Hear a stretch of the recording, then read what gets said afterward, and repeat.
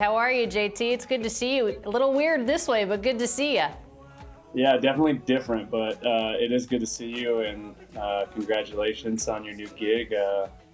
It's gonna be cool to see you spread your wings throughout the league and not just only doing Dodger players. So I appreciate it very much. Before we talk about the play yesterday, when you announced on Instagram, Justin, that you were going back to the Dodgers, I was thankful for one, but also could not imagine you in another uniform. Before we get to opening day, what was it like knowing that you were going to be in a Dodger uniform, likely for the remainder of your career? yeah, it was exciting. I think you hit it right on the head. It was hard to imagine myself in another uniform, although it was certainly a possibility. And when it finally came to fruition and the deal got done with the Dodgers, Court and I were so excited. We were actually on the 10 freeway driving out to Phoenix, and we had to pull over on the side of the road. So um, couldn't be more happy to be in Dodger Blue. This organization's obviously turned my career around, and we've done so many special things, and I'm looking forward to the next few years and making more memories. Yeah, it's the right fit for the club, and certainly they did the right thing and the right thing by the fans as well. Yesterday was an interesting opening day for you. Obviously, the Dodgers are in Colorado with the Rockies, and they always say, you may go to the ballpark and see something you've never seen. Yesterday, JT, was something that I have never seen. So I know you pride yourself on running the bases well. You have your head down. You're doing what you think is right with kind of tagging up and going back. But take us through that play. What exactly happened, and Belly's reaction to what he knew was a home run? Yeah, it was just a weird play, and I've gone back and watched it multiple times and had conversation with guys. And Belly drove a ball out to left field, and I was on first base with I think one out maybe. Um, and so my job as a base runner is to get as far as I can. So if he doesn't catch that ball, I have a chance to score. And I got probably 10 feet past second base, and as I saw Tapia jump up and the ball go in his glove, at that time, I was like, "Oh man, he caught it! I got to retreat back to first." So I turned and started to run back, and as he hit the wall, the ball came out of his glove, went over the fence, which I couldn't see because his whole body was blocking me. And then he actually even came down to the ground and looked like he was going to try to throw the ball back to first. He didn't even realize he didn't catch it. So just a weird play, and I feel terrible. Obviously for Belly, cost him a homer, but I just don't know how you do it any different. You see the outfielder catch the ball, you have to get back. If I stand there and wait and assume that he might not catch it, then it turns into a double play. So I don't know if I'm on this rule. I think we might need to. MLB's into changing rules nowadays. We might need to change this one. Yeah, we will have to revisit that one probably in the offseason. You're talking about MLB changing rules, and last year was just a weird year all the way around, capped off by a tremendous championship for you guys. What's your opinion, though, on having that runner start at second base in extra innings for a full game of 162 for a full season? Oh man, as a baseball player, or as a baseball fan and a traditionalist, I don't actually love it.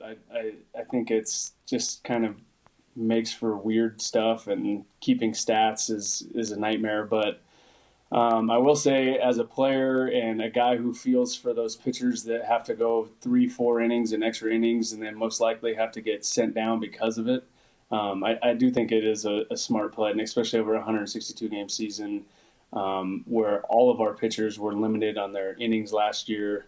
So to play 16, 17, 18 inning games this year just puts a lot of guys at a lot of risk. So um, I don't know. I guess I can see both sides of it.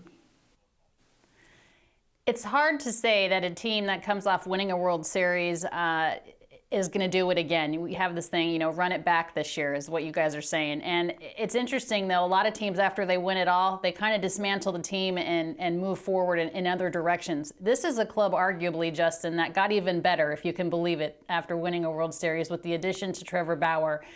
And you have David Price out of your bullpen. I mean, does the World Series championship still run through LA in your mind? Uh, well, we think it runs through us every year. that's our goal. As you know, we meet every season, and the number one goal is to win a World Series, and we think we aren't blowing any smoke when we're talking about it. We think it's a legitimate chance, and anything short of that is disappointing for us. So, although we did lose a couple pieces who were pretty big for us, Jock and Kike and Baez.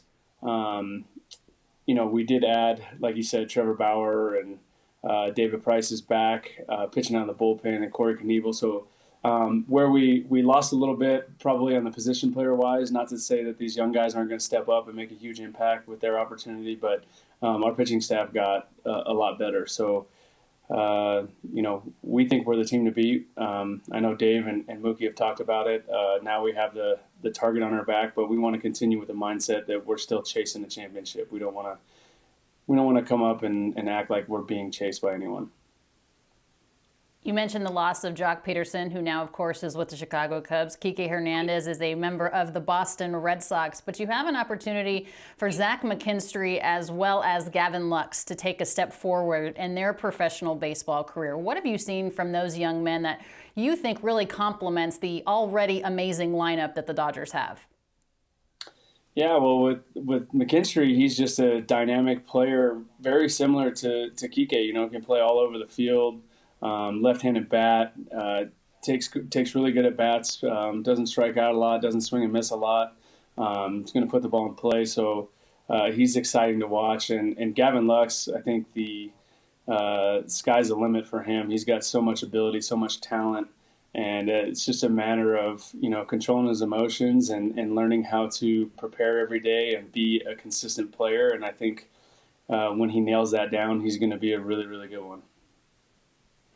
What is left for you, JT, in your career? You're a World Series champion now. You have been at the top of this game on the game's biggest stage. You obviously came back to LA for a reason.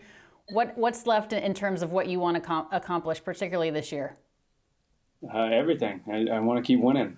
I want to keep winning games. I want to keep winning divisions. I want to keep winning World Series. So as long as I got the uniform on, the goal is to do everything I can to win as many games as we can.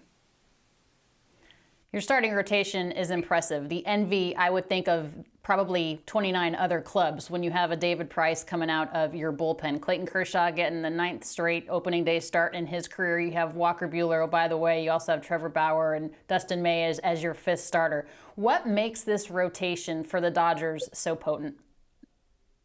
Well, we have like 9 starters that could possibly be in our rotation. So that's for starters. But it's just different looks and different dynamics. Obviously you have Kirsch, the ultimate competitor who goes out there every day and gives yourself a chance to win. And then Buehler, throwing 97 with his little attitude on the mound. And then you go to Bauer, who's pitching with one eye open or one eye closed. I don't know how he describes it. There's just all kinds of different dynamics. And Julio Urias, who's developed and has become such a great weapon for us, whether that be as a starter or in the bullpen. And then that 5th spot, Dustin May's throwing a 101-mile-an-hour bowling ball sinker. So there's just so many different looks and weapons in our starting 5, and it's hard to even label them 1 through 5. They're all probably top 1-2 caliber pitchers on most staffs. Yeah, we haven't even talked about the arms that you have in the bullpen, and it's safe to say that until you beat the Dodgers, they are the team to beat in the National League West. The Dodgers 8 straight National League West titles, of course, 2020 World Series champions, but a lot of people arguing that you now have some legitimate competition in that division with the San Diego Padres. What is your take on that team as far as pushing the envelope and being a legitimate rival, a recent rival in that NL West against you guys? Yeah, they have a lot of good players. They had an exciting offseason and made some acquisitions to really help them out. And I think I said it earlier this year, those 19 games are going to be great for us because they're probably going to have a playoff atmosphere. Even in spring training, going over to Peoria to play the Padres, it was a pretty rowdy, hostile crowd there. And I think there was only 2,500 people. So it's going to make for a good year-long series, and there's going to be a lot of excitement, a lot of emotion, and we can't wait to take them on. All right, JT, I knew you probably thought you were going to get rid of me since I left the Dodgers, but I can't thank you enough for the years and hundreds of interviews that you've been gracious enough to give me. Best of luck this year. I appreciate it very much. Best of luck to you guys, and stay safe and stay healthy.